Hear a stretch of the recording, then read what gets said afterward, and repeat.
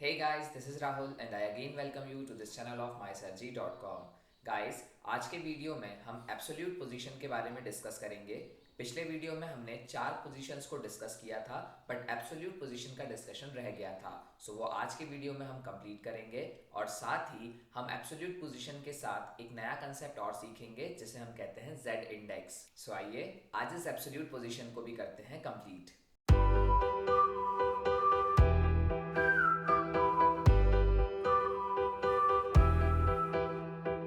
So guys, absolute position को समझने के लिए मैंने यहाँ पर ये 3 डिव बनाए हुए हैं, जिसमें से ये एक डिव है जिसकी क्लास है डी। इसके बाद मैंने एक और डिव बनाया है जिसकी क्लास है D1 और इसी का एक चाइल्ड डिव है जिसकी क्लास है D2। सो D1 डिव इस D2 का पेरेंट है और ये डिव इंडिपेंडेंट डिव है। अब यहाँ पर मैंने पहले से ही कुछ CSS लगा रखी है।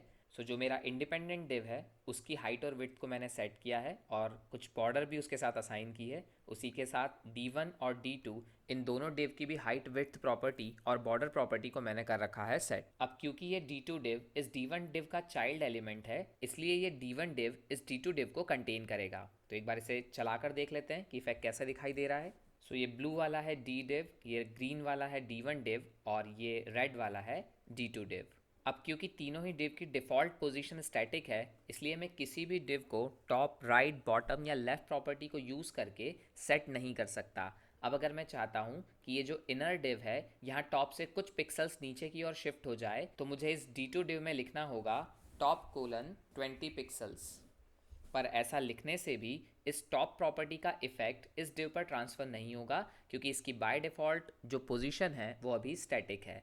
अब अगर मैं ये चाहता हूँ कि ये रेड वाला डिव इस पर्टिकुलर ग्रीन डिव के रिस्पेक्ट में अपनी टॉप पोजीशन को शिफ्ट करे, तो मुझे इस D2 डिव को एक पोजीशन असाइन करनी होगी, दैट इज़ एब्सोल्यूट। जैसे ही मैं D2 डिव की पोजीशन को एब्सोल्यूट करता हूँ, ये अपने पेरेंट डिव के कंटेक्स्ट में अपनी पोजीशन को शिफ्ट करेगा। पर यहाँ पर ध्यान रखने वाली बात यह है कि अगर इसके पेरेंट की पोजीशन स्टैटिक हुई तो फिर वो उस पेरेंट के करस्पॉन्डिंग अपनी पोजीशन को शिफ्ट नहीं करेगा, बल्कि फिर वो ऐसे पेरेंट को ढूंढेगा जिसकी पोजीशन स्टैटिक ना हो। सो अगर हम हमारे एग्जाम्पल को कंसीडर करें, सो अगर मैं D2 को D1 के करस्पॉन्डिंग टॉप, राइट, लेफ्ट और बॉटम की वैल्यू असाइन करना चाहता हूँ, सो इस D1 की पोजीशन स्टैटिक के अलावा और कुछ होनी चाहिए। पर अभी हमारे केस में इस D1 की पोजीशन स्टैटिक है, इसलिए अगर मैं D2 को एब्सोल्यूट करता हूँ तो D2 एब्सोल्यूट होकर उस पेरेंट के अकॉर्डिंग अपने आप को सेट करेगा जिसकी पोजीशन स्टैटिक ना हो। तो इस D2 का फिलहाल ऐसा कोई पेरेंट नहीं है जिसकी पोजीशन स्टैटिक ना हो, इसलिए ये बॉडी के करस्पॉन्डिंग अपने आप को करने लगेगा एडजस्ट। अगर इसे बॉडी तक रीच करने से पहले कोई एंसेस्टर या पेरेंट ऐसा मिल जाता है जिसकी पोजीशन स्टैटिक नहीं होती, तो उस पर्टिकुलर एंसेस्टर के करस्पॉन्डिंग ये अपनी पोजीशन को करने लगता है एडजस्ट।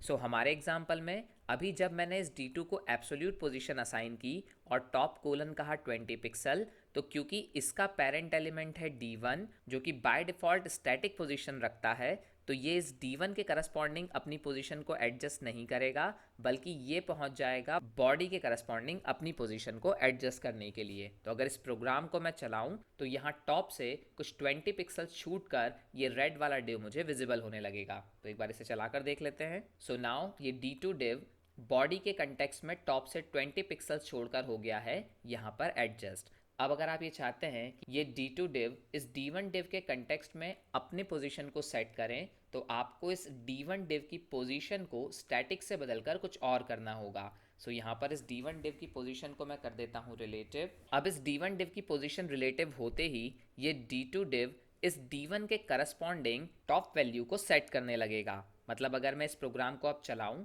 तो ये रेड डिव इस पर्टिकुलर पोजीशन को टॉप इक्वल टू 0 मानेगा और उसके बाद यहाँ से 20 पिक्सल छोड़ते हुए यहाँ कहीं एडजस्ट हो जाएगा। तो चलिए इसे चलाकर देखते हैं। इस D1 से टॉप इक्वल टू 20 पिक्सल छोड़ते हुए हो गया है एडजस्ट। अब अगर यहाँ मैं D2 में लेफ्ट कोलन 20 पिक्सल लिखता हूँ और यहाँ D1 में भी लिखता हूँ लेफ्ट कोलन 20 पिक्सल, सो ये D1 डिव क्योंकि रिलेटिव पोजीशन पर सेट है, इसलिए अपनी डिफ़ॉल्ट पोजीशन से ये 20 पिक्सल्स लेफ्ट की ओर शिफ्ट हो जाएगा। सो ये पर्टिकुलर ग्रीन डिव यहाँ से 20 पिक्सल शिफ्ट होगा और इसके बाद क्योंकि D2 की पोजीशन एब्सोल्यूट है, इसलिए D2 अपने पेरेंट को रेफरेंस मानते हुए उसके लेफ्ट से 20 पिक्सल और लेफ्ट में शिफ्ट हो जाएगा। सो यहाँ से 20 पिक्सल को छोड़ते हुए ग्रीन कलर का डिव यहाँ कहीं विजिबल होना शुरू होगा, और फिर इस ग्रीन कलर के लेफ्ट को 0 मानते हुए यहाँ से 20 पिक्सल छोड़ के यहाँ कहीं हमारा रेड कलर का डिव विजिबल होना शुरू होगा। तो इसे चलाकर देख लेते हैं। सो यहाँ पर 20 पिक्सल स्पेस छोड़ दिया है हमारे D1 डिव ने, और उसके बाद फिर ये 20 पिक्सल्स का स्पेस छोड़ दिया है हमारे D2 डिव ने। सो द कंक्लूजन इज कि जब भी आप किसी पेरेंट एलिमेंट के कंटेक्स्ट में किसी चाइल्ड एलिमेंट को पोजीशन प्रोवाइड करना चाहते हैं तो चाइल्ड को पोजीशन दीजिए एब्सोल्यूट, और पेरेंट को स्टैटिक के अलावा कोई और पोजीशन कर दीजिए असाइन।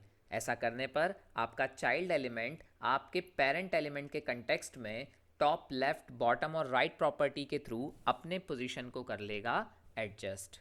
चलिए अब एब्सोल्यूट पोजीशन से रिलेटेड कुछ और फैक्ट्स को डिस्कस करते हैं। तो यहाँ पर मैंने 3 इंडिपेंडेंट डिव बना रखे हैं जिनकी क्लास है D1 और D2, और यहाँ पर कुछ CSS प्रॉपर्टीज़ मैंने इन पर सेट कर दी है।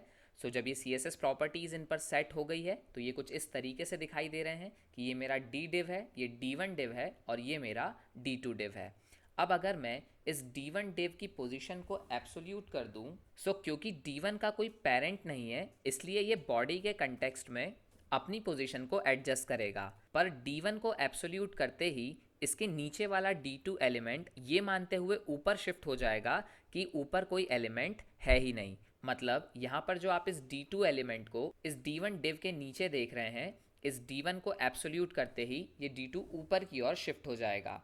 सो इसे चलाकर देखते हैं। सो D1 को एब्सोल्यूट करते ही D2 डिव शिफ्ट हो गया है ऊपर की ओर, और इस D1 डिव ने इस D2 डिव को कर रखा है हाइड। अब अगर आप चाहते हैं कि ये D2 डिव भी विजिबल हो पाए तो आपको D1 डिव को Z इंडेक्स प्रॉपर्टी असाइन करनी होगी और उसकी वैल्यू देना होगा -1। तो अगर मैं यहाँ कह दूँ Z इंडेक्स कोलन -1, तो ऐसा कहने से D1 div back side shift हो जाएगा और D2 डिव इसके फ्रंट में आ जाएगा। सो जैसे ही D2 डिव फ्रंट में आएगा उसका प्रेजेंस यहाँ पर विजिबल होने लगेगा। तो इसे चलाकर देखते हैं। सो नाउ यहाँ पर D2 डिव भी होने लगा है visible. So the conclusion is अगर आप Z इंडेक्स को नेगेटिव वैल्यू सप्लाई करते हैं तो ये particular element back side shift हो जाता है, और अगर आप Z इंडेक्स को पॉजिटिव वैल्यू सप्लाई करते हैं तो कोई एलिमेंट फ्रंट साइड शिफ्ट हो जाता है। सो जैसे ही यहाँ मैंने D1 के साथ कहा Z इंडेक्स -1, तो वो इस ग्रीन वाले डिव के पीछे की ओर शिफ्ट हो गया, इसलिए ग्रीन डिव होने लगा विजिबल। सो गाइज, अगर आपको ये वीडियो पसंद आया हो तो इसे लाइक और शेयर जरूर करें। साथ ही चैनल को सब्सक्राइब करना ना भूलें और HTML और CSS से जुड़े हुए नए वीडियोस के लिए हमारे साथ बने रहें। सो गाइज, आज के लिए इतना ही। Bye bye, thank you.